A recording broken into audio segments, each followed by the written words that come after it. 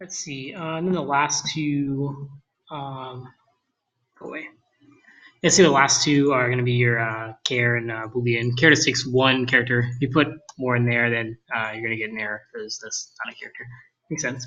And then boolean, just true or false. Yeah. So when you convert between data types, you can't convert to where you lose data, like where we see where if you just did this, you can't do a double to a float. So you have to go. So if you're going to convert, you're going to have to convert from these types over to these types. Like, let's see, if you do like a byte equals. Actually, hold on, I need to make sure I get this. Okay, I got it. So you have to convert from these ones over to the bigger ones, the more precise ones. So like if I have an integer and I convert it to a long, that's totally fine. That'll run. As you can see, it's just code that's coming out later. Don't worry about that. Close out. But if I try to convert from a long this way over to a short, that's not going to work because I'm going to get an error for that. That's going to be a lossy conversion right there. So then you have the non-primitive types, which are going to be like your strings, your arrays, and any other object that you come up with. And the difference between these, I believe, are the primitive types, their value and their name are actually going to live in our stack, which, if you remember, was that diagram he drew on the board. So yeah, they're both the name and the value going to live in stack, but for like a string, it's this is like a lot of data here, so we gotta throw this over in the heap, and then we just keep this little name over here in the stack. But for the int, both this name and this value are going to be in the stack. Let's see. Another thing, strings are immutable, which means that once you don't worry about this code, but like once you make a string, like if you change it, this string is going to stay in memory. It's going to make a new string from like say you made like this plus say you have this string and then you put like AA plus equals AA plus GGG or something. It's going to make a new string called like string that instead of keep just adding on to this one. All right, so the next thing up is the control flow, if else, and loops. So these are pretty similar to Python, so don't worry about these too much. So let's see, for loop, you always got to say for.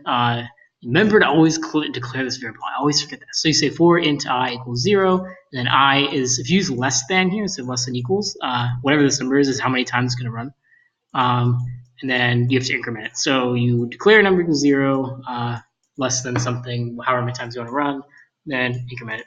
And you do that stuff with the index I. So like it's going to become 2 the next time, 3 the next time. You can index through stuff or something like that.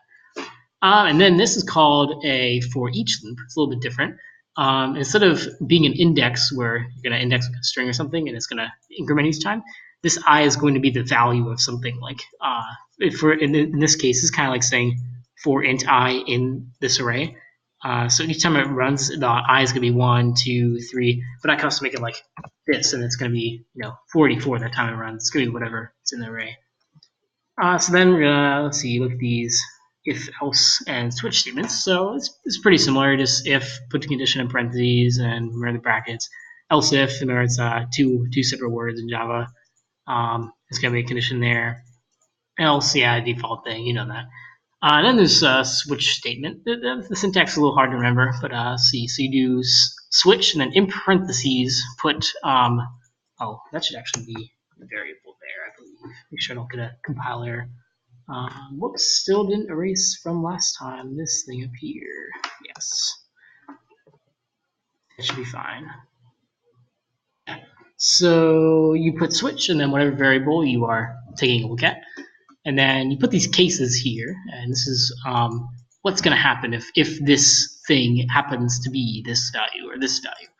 So switch variable parentheses and then whole thing in brackets, and the case, whatever the value is with a colon, and then your stuff, and then always put the break statement, or else it's going to run the default every single time, I believe. So yeah, the default is what happens if it's not any of your cases. So I believe if you don't put this, then you get an error for that. Actually, no. Okay. Just kidding. All right. So then arrays. I think that's the next thing on our list right here. Yeah. It's pretty simple, kind of like a list. So the old-fashioned, I guess the main way to declare a array is you say the type and then like these little brackets right after it. It's the same thing as putting the brackets here. It doesn't really matter. Then you say is new, whatever the type is with the brackets, and then this is going to be the size of your array. And yeah, don't worry about like 0 beginning, whatever. Like it's like if you say 3, it's going to be 3.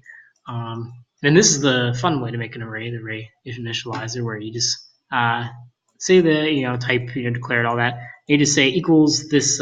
It's kind of like a literal way, I guess, to say an array, and you put the numbers inside these little brackets, and it makes an array of that size. And you can't. If I'm wrong on this, sorry, but I'm pretty sure you can't make an array bigger than how you initially declare it. So careful with that. Okay, and then. So yeah, as I may have said, array lists are the next thing on our list. So let's see. So in order to make this, you say first you have to import from Java util array list, and you don't need this for arrays. It's just to print them out. I'll show you that in a minute. But let's see. So in order to make an array list, you say array list, and then you put in these brackets what the item, like what type they're going to be. You could also, like, if you had like a class of something like person, you can have it as that too. And then this is the type, and then the name equals, and we're initializing it here. So you say new, and then if it's gonna be another string, it's gonna be another string. Then you always remember to put these little parentheses here because this is a constructor. If you don't do that, it's not gonna be good. So then let's see. To add an element, you just say list.add. And you remember, like, don't put something that's not the type in there. Have it as a string. And what's really cool about array lists, let me pull this up. What's cool about array lists is you can just print them out pretty easily. So see right there, and it formats it pretty nicely. If you try to print an array.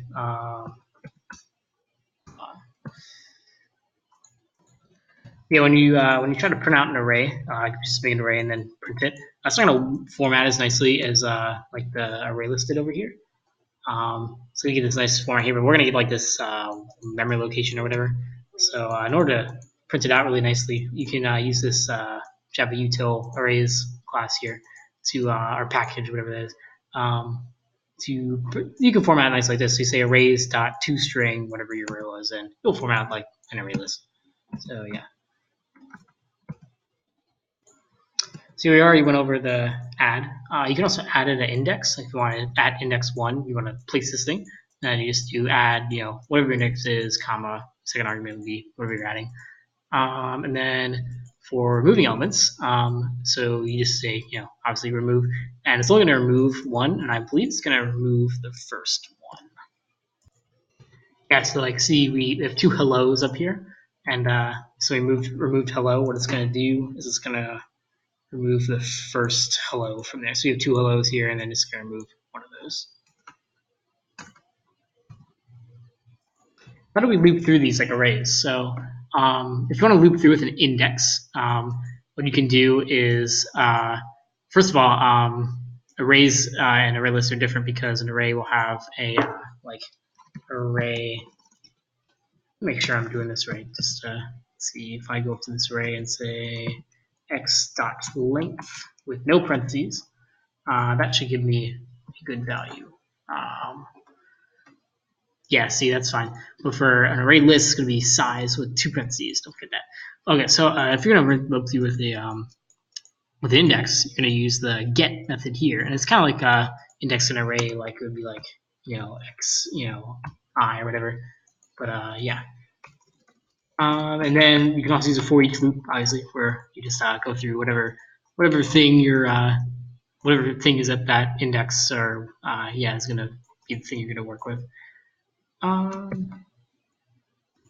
we have methods for finding stuff in the array list. So index of is going to return the first instance of whatever it finds, and then last index of is going to search from the right side instead.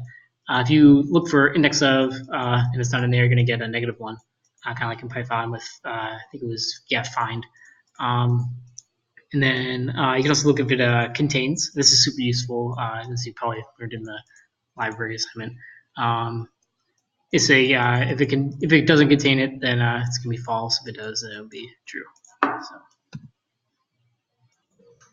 So there's a thing called a multi-dimensional array list, or sorry, an array, and this is basically an array of arrays.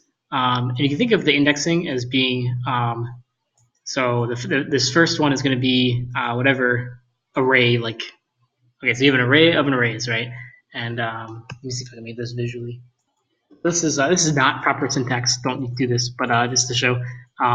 So this first one is going to pick the row, which is going to be like which array in the array list, and the index is going to be which one of that. So if you say like 0, 1, then it's going to go 0 and 1 right there. So in order to make this, you say int with 2 brackets, and then you say equals new int with 2 brackets, and how many arrays you want and what the size of each of those arrays are going to be. I was wrong. This actually is proper syntax for this. This is how you use an initializer for multiple arrays. And so if you do it like this, then you're going to have, let's see, if you say, go back, if you say like 2, 3, you're going to have 2 arrays and each is going to be size 3. But if you want to make them different, you could use it this way. And so this one has size of, or length of 5, and then this is 1, and 6.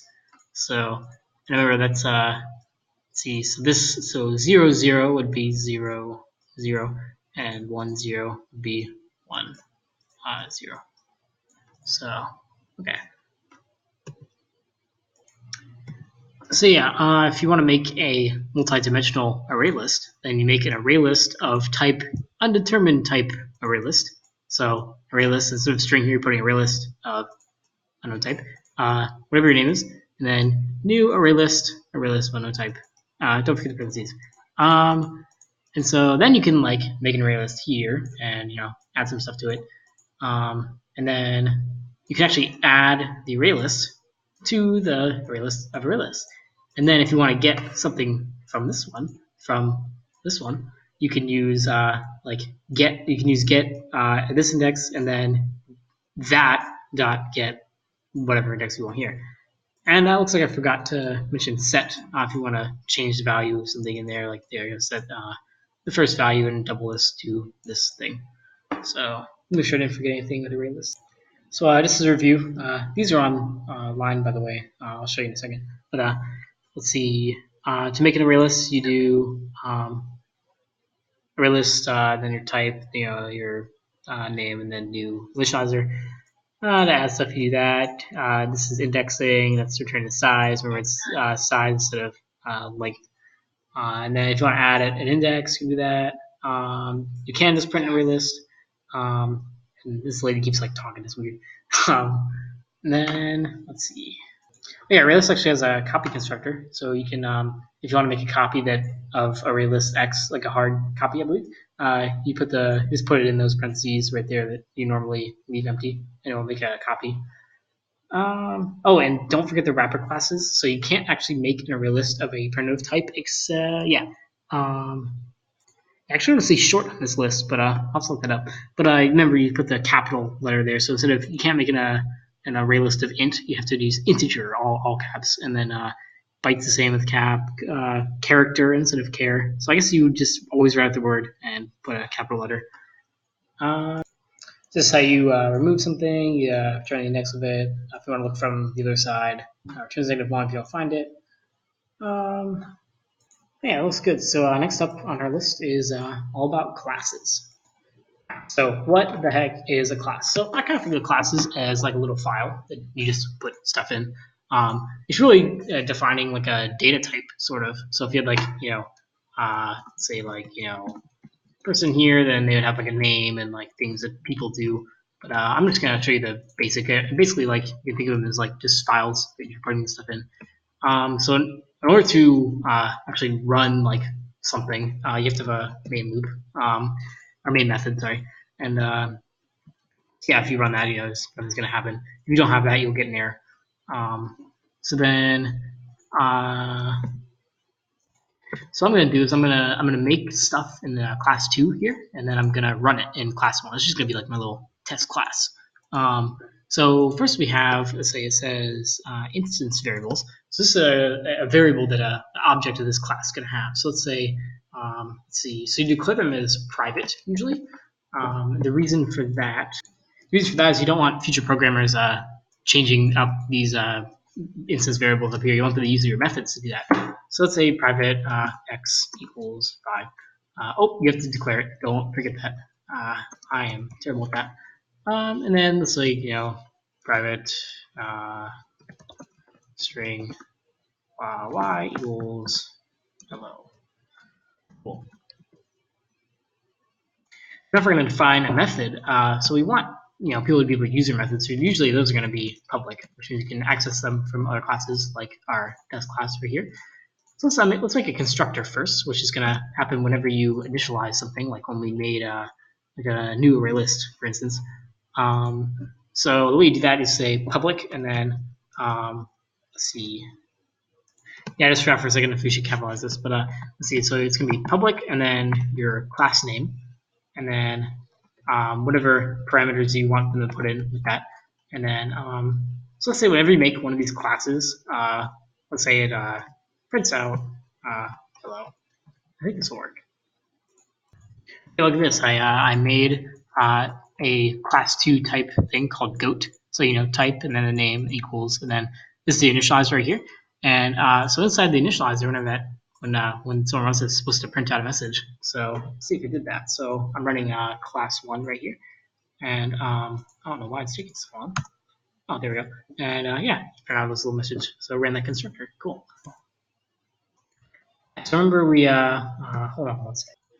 So remember we talked about overloading the constructor, and so what that is making multiple constructors. They're named exactly the same. What you can do in Java, you can name different methods as long as they have. You can name different methods the same thing as long as they have different inputs, right? And so these are providing you with different constructors. So right here, I made a class 2 type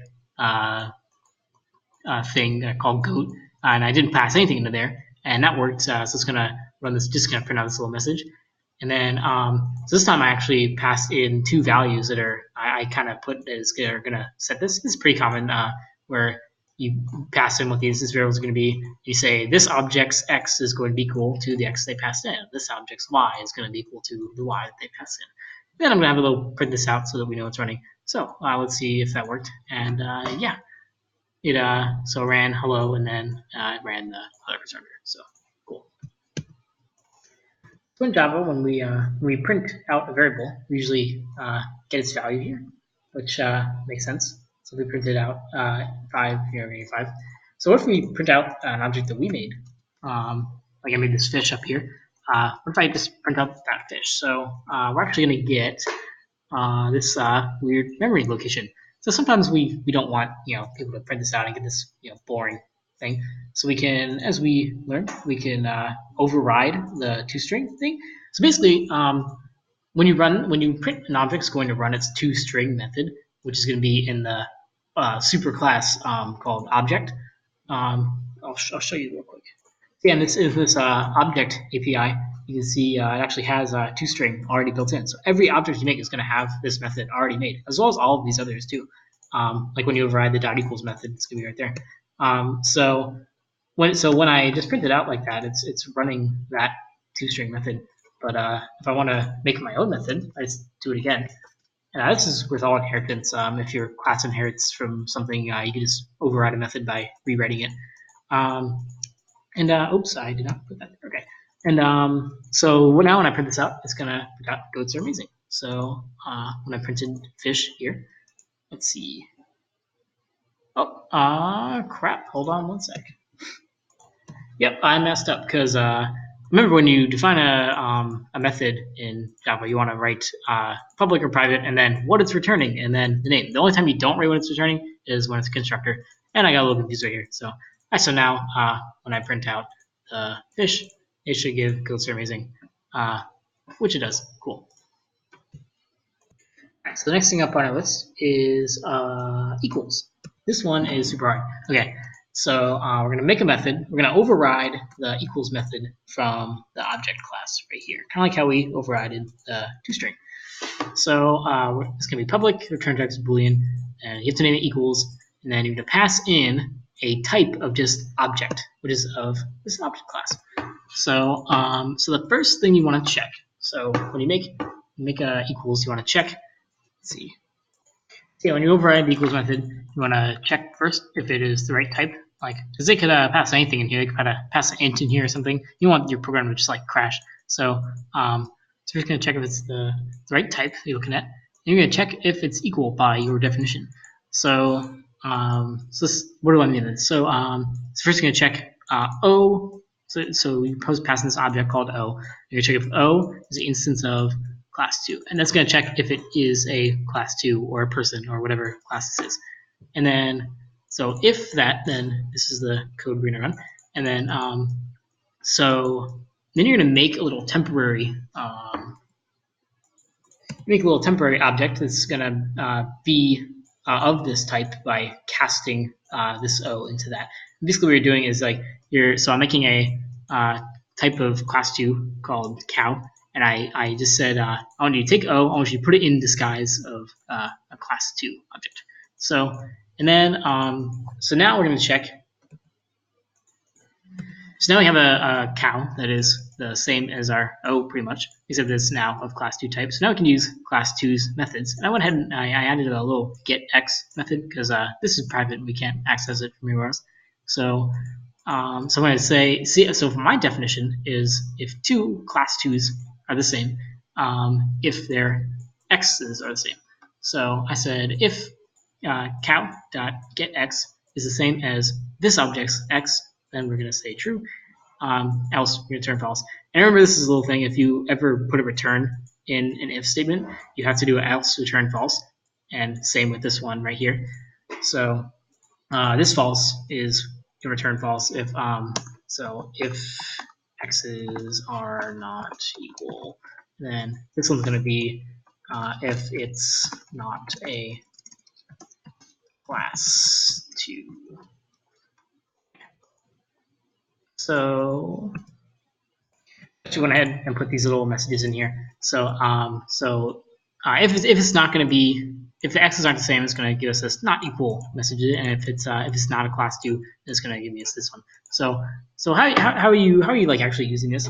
So so I'm going to check if this fish class 2 object is going to be equal to this class 2 object and also this one. And I'm going to see if it equals this integer I made here. Because this isn't even like of the class. This is an int right there. So let's see.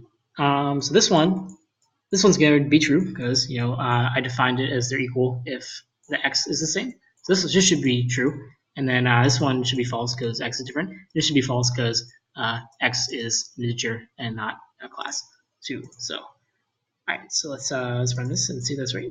So true, false, false. Yeah, so we have true, false, false, and this is because they're not equal. This is because there's not the right type. Cool.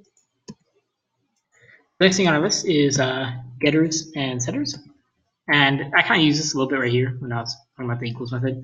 So basically, you have these private instance variables here. You want people to be able to access them because otherwise, just an object with everything locked down, like how's that useful? So what we're going to do is we're going to provide a way to access these, and usually I do them right underneath these constructors here.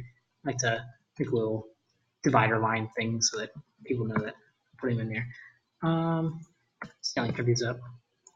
Another term for getters and setters is accessors and mutators, so I'm going to put those labels in there. So basically what the get methods do is they just return x. So you just say return this .x. You can also just say return x, but it looks a little nicer when you just say this .x. And same as this get y, return this .y. Remember you put the return type as what it's going to be. So this is going to be returning this .x, which is an int. So make sure you put int there, and it's returning a y. So make sure you put string there. And then mutators are going to be switching these variables to some other value. So let's see. Losing my train of thought. So yeah, so when they run set x, they're obviously going to pass something in, and so you have to declare this here, remember. So they're going to be passing an int. So then you're gonna say this x is gonna be equals to the x that they pass in. You don't have to name it x too. You can name it like pizza or something, and it'll be fine. But and then string y, same. This y is equal to the y they put in. So I guess the major difference is with the accessor method, you don't pass anything in because you're getting it, so you're just going to return that. And for a mutator, you're going to be passing something in, and it's going to be void because you're not going to be returning anything. You're just going to be setting it. Yeah. And, sometimes you can declare something here, like if you want to return a boolean if you was successful or not, or something. I don't know. The next thing up is methods. We've already been working with this anyway, but so we put in public. If you want to be public, if you want to be if it's gonna be private here, I guess that would be like a helper method. If you were like gonna call display method message from in here, and you don't want people to just be able to call that normally. So yeah, you can say so public or private, and then the return type. Remember, you don't put return type on the constructor, but you do here.